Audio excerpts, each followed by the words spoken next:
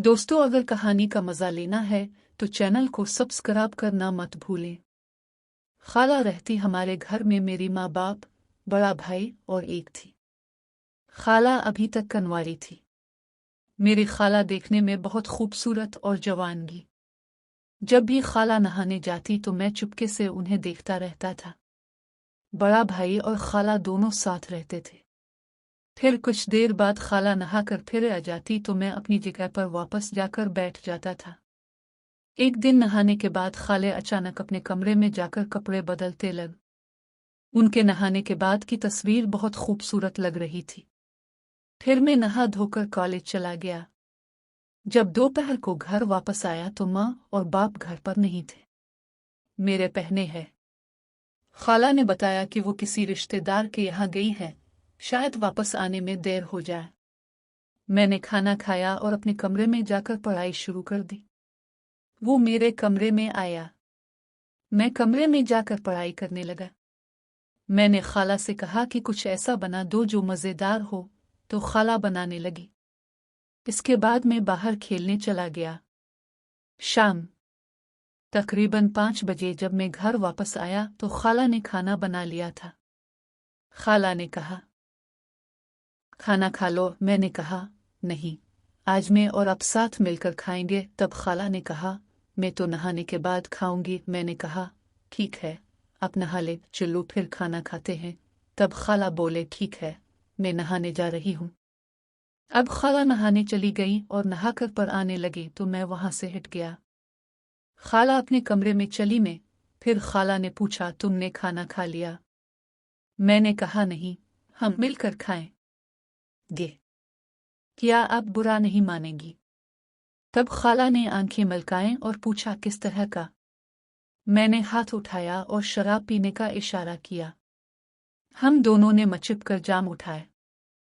खाला ने इसे पीते ही कहा, ये तो बहुत कड़वी है यार, पता नहीं क्या लोग इसे कैसे पीते हैं। मैंने कहा, खाला, इससे बड़ी खुशी महसूस होती है।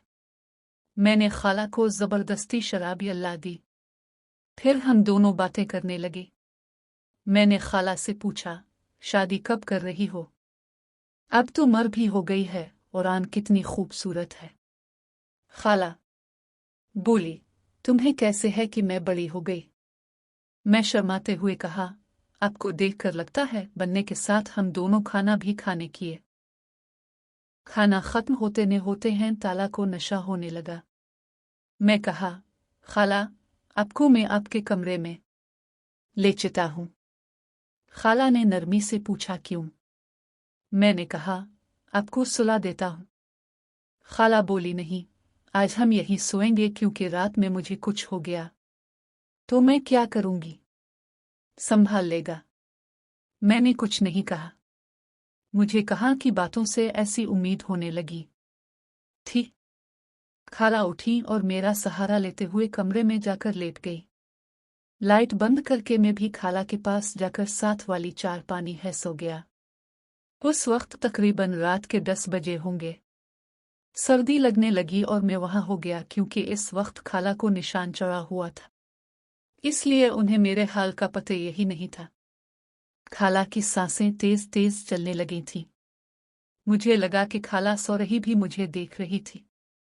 मैंने देखा कि खाला ने अपनी आंखें खोल दी हैं। दिल के लिए थोड़ा सा डर लगा क्योंकि मैं अभी तक जागा हुआ था।